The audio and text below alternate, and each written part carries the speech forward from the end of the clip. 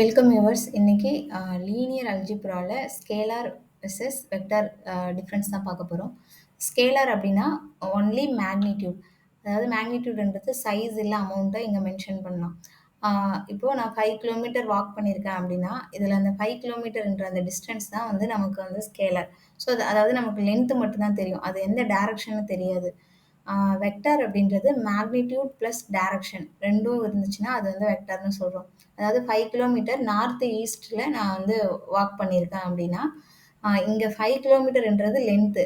ஆ north east அப்படின்றது டைரக்ஷனை குறிக்குது. ஸோ மேக்னிட்யூட் பிளஸ் டைரக்ஷன் 2த்தையும் குறிக்கிறது தான் வந்து வெக்டார். சிம்பிளா சொல்லணும்னா scalar tells you how much. Vector tells you how much and where. ஓகேங்களா?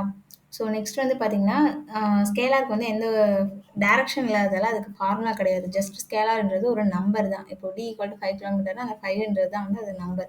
ஸோ இதுதான் வந்து ஸ்கேலார். வெக்டார் அப்படின்றது மேக்னிட்யூட் பிளஸ் டைரக்ஷன் அப்படின்றதால, ஸோ வெக்டார் வந்து இங்க 2Dலயும் ரெப்ரசென்ட் பண்ணலாம், 3Dலயும் ரெப்ரசென்ட் பண்ணலாம். ஸோ 2Dங்கும்போது x, y, 3Dங்கும்போது 3 கோஆர்டினேட்ஸ் வரும். ஸோ x, y, z 3மே வரும். ஓகேங்களா? ஸோ ஸ்கேலார்ன்றது ஜஸ்ட் நம்பர், வெக்டார்ன்றது arrows with length plus direction. ஒரு குட்டி ஸ்டோரியா சொல்லணும்னா, இப்போ ஹவுஸ் பிரைஸ் ப்ரிடிக்ட் பண்றோம் அப்படின்னா, அதுல ஸ்கேலார்ன்றது ஒரு நம்பரா கிடைக்கிறது. அதாவது இப்போ பிரைஸ் சொல்றோம்ல, இப்போ 50 லேக்ஸ் அப்படின்னா, அந்த 50 லேக்ஸ் அப்படின்றது ஸ்கேலார்.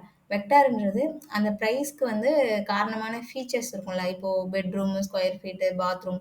ஸோ இதெல்லாம் தான் நம்ம வெக்டார் அப்படின்னு சொல்றோம்.